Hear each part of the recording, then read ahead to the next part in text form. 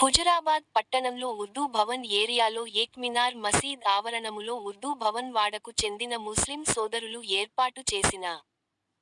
రంజాన్ ఇఫ్తార్ భోజన విందులో హుజురాబాద్ జామియా మసీద్ Eidgah కబ్రిస్తాన్ management committee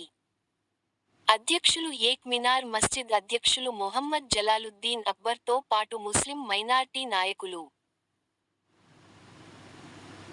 Mohammed Afsar, Mohammed Habib, Mohammed Salman, Mohammed ముషు, Mohammed Nawab Khan, Mohammed Hussain, Mohammed server, Mohammed కుదరత్, Mohammed Imran Khan, Mohammed Fayaz, Mohammed బాబా,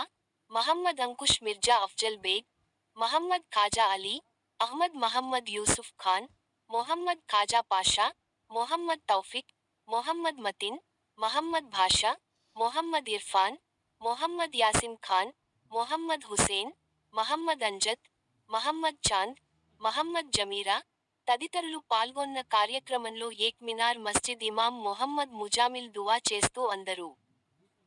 బాగుండాలని, సుఖ సంతోషాలతో, ఆరోగ్యాలతో, చిరునవ్వుతో ఉండాలని, రంజాన్ నెలలో ముస్లిం సోదరులందరూ 5 పూటల నమాజు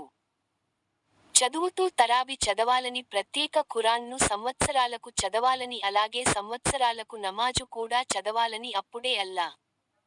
అందరినీ సుఖ సంతోషాలతో ఉంచుతాడని, మీరు చేసిన ఏమైనా తప్పులు ఉంటే ఇప్పుడు అల్లాను ప్రార్థిస్తూ నన్ను క్షమించండి అని అల్లాను ప్రార్థించండి.